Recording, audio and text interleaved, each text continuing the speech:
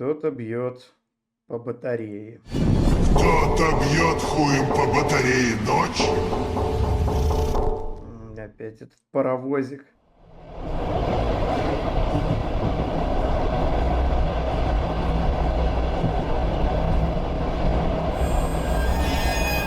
Да реально это опять поезд. Я даже не знаю, как описать произошедшую со мной трагедию. Мне толком говорить тяжело, когда я вспоминаю тот ужас, мне становится очень не по себе. Но я постараюсь. Меня звать-то Данил. И дело было так. Эта история берет свое начало еще в 2022 году, 13 декабря в без 4:09 по местному времени. Возвращаясь после смены в KFC, я очень вымотался. Пришел домой, разделся, поел ужин, который приготовила мама, и лег спать без сил. Минут 15 я лежал и не мог заснуть. В голове пролетали мысли о том, чтобы пойти в качалку, завести девушку, съехать от родителей, найти нормальную работу и жить счастливо, не побираясь в дешманских ресторанах. Я уже начал проваливаться в сон. Вдруг слышу отдаленный стук, как будто что-то тяжелое бьется об батарею этажом выше. Оно не давало мне спать. Часа два я пролежал, слушая этот стук. Кажется, что он длился вечно. Все громче и громче. Мысли начали путаться, размышления пожирали мой мозг, и вот я заснул.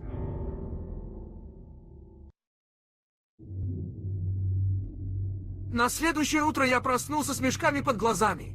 Я не выспался. Кажется, что я спал всего 3 или 4 часа. Все это из-за того стука. Я хотел подняться к соседям и хорошенько надавать им пиздюлей с утра.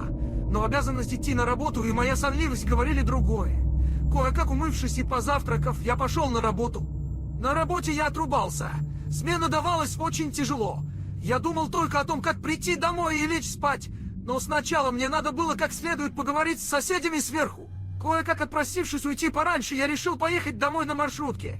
Путь был достаточно длинным, чтобы немного вздремнуть. Проспав полчаса, я понял, что пропустил свою остановку и приехал в депо. Пришлось топать пешком до дома. Спустя 30 минут я стоял на пороге своего дома. Зайдя в подъезд, я затащил свою жопу в лифт. Перед тем, как двери успели закрыться, в лифт зашли 3 здоровых, потных мужика. От них веяло чистым тестостероном. Да что уж там, они и были тестостероном во плоти. В жизни не видел такую гору мышц. Кажется, что даже Смайк был бы на их фоне трещом. Только от их присутствия я дико вспотел. Последний раз у меня столько пота было, когда я решил хорошенько вздрачнуть на сочной фуре Фимбура после 2 дней недрочек. Наверное, Но это и не я важно. пойду. Мы уже Спасибо спим. за Не стрим. дождавшись Доброй моего ответа, ночи. один Мы из них уже нажал на спим. кнопку 16-го этажа. Это а я вам живу на снится 15-м. сейчас. Тогда я и понял, что это и есть те соседи, что тревожили мой сон. Но мое очко было настолько сжато, что я и слова Опять проронить те не самые смогу. из В паровозика. лифте стояла жуткая атмосфера. Я молился всем богам, чтобы побыстрее эта адская поездка на лифте закончилась. Я достал свой телефон, чтобы посмотреть что-нибудь и перестать думать о тех мужиках.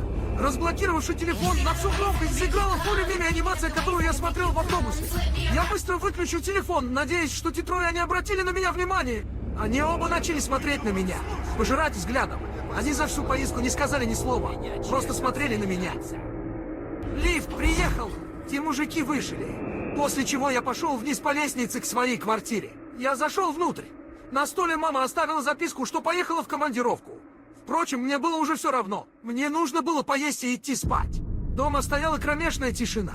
Я разулся, прошел к кухне, наложил борща, добавил сметаны и начал В есть. этой Пока вавилонской я кушал, библиотеке снова сам начался тот объем стук. книг ограничен. Ночь будет непростая, Какого подумал хера я, там и именно отправился такое спать. ограничение? Просто притянутая за уши Стук не херь, прекращался. чтобы теория У меня работала. уже кипела голова от всего, что сегодня Я не случилось. проверял Лежа даже. в кровати, прикрыв уши Ты подушкой, он я полез все равно проверять, слышал этот походу. громкий стук. Я Кто пролежал 4 отправился на часа, я не трудники мог заснуть. страшилки? Стук Честь прекратился и на 2 хвала. минуты. Человек. Наконец-то покой. Привет. Подумал Жми. про себя я и Привет. устроился Еще не поудобнее, надо начал ебсти засыпать. твоими каверами. Как Он только я в процессе слышал громкий разработки. стук, мало того, Не я надо? еще и ускорился. Не Я уверен. мог спать этой ночью. Он еще в конце прошлого года говорил, что в конце прошлого года выпустит. Мне это надоело. Я решил раз и навсегда покончить с этим безобразием. На часах было около 3 ночи. Я хотел позвонить в полицию и нажаловаться на них, но думал, что этого им будет недостаточно. Через 2 минуты я был уже на лестничной площадке. Поднимаясь к ним, я обдумывал все варианты разговоров и споров, параллельно вспоминал все техники боя, что я видел в фильмах и играх. Не закончив свое дело, я услышал знакомый стук. Он шел из той квартиры, в которую заходили те 3 мужика. Набравшись смелости, подошел к их двери и постучал. Ответа не последовало. Прождав 5 минут, я решил дернуть ручку. Передо мной открылся вид на старую квартиру. как будто в ней жила бабушка. Везде было очень пыльно и в нос ударила сильная вонь. Свет в квартире был выключен, а стук по батарее был очень громким. Я переступил через порог. Спросил, есть ли тут кто. Ответа не последовало. Видимо, из-за стука хозяева меня не услышали. Мурашки пробежали по коже. Волосы встали дыбом. В квартире пахло чем-то очень едким, соленым и горьким. Я последовал на источник шума. В самой отдаленной комнате горел свет. Я решил заглянуть в комнату. И очень пожалел. Я увидел, как 4 мужиков по очереди собрали и высовывали свои гигантские шланги в батарею. Ударяясь своими тазами, они бились об нее. Тех 3 я узнал. Они были со мной в лифте. Если те 3 были огромными, то следующий 4 ни под какое описание не подходил. Он был нечеловеческих размеров, выше медведя. Я перестал дышать, ведь я явно не должен был заходить сюда. Как вдруг накопившаяся пыль в носу дала о себе знать. Я чихнул, закрыл глаза. Открыв глаза, я увидел, как все 4 смотрели на меня.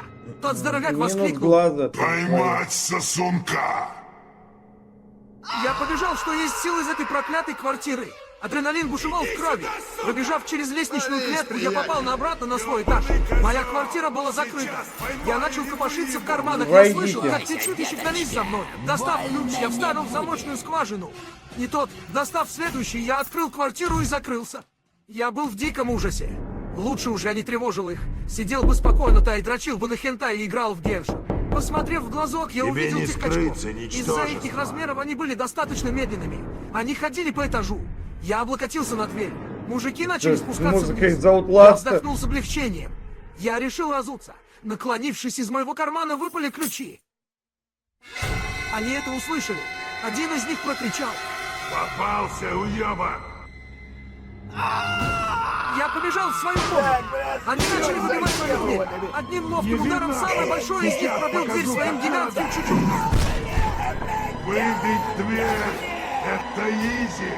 Я решил спрятаться в шкаф в своей комнате. В шкафу были использованы салфетки и большая подушка с анимитинкой, но мне было не до этого.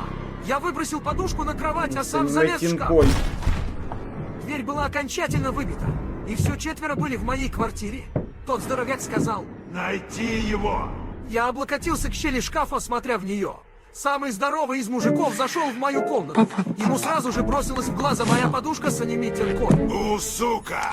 Так ты еще ёбаный анимешник! Поймаю и выебу! С такими словами он разрубил своим шлангом, как катаной, мою дорогую подушку, на которую я копил годами. Я Ну, вскрикнул база, и выпал чё. из шкафа. Остальные 3 прибежали в комнату и с улыбкой смотрели на меня. Хорошо, мы с тобой поиграли в прятки, а теперь наша очередь играть в не менее веселую игру. В паровозик! Наступление! Хватит дрожать! Толкайте! В атаку! Меня не Еще один забудьте! паровоз. Ну, толкай ее!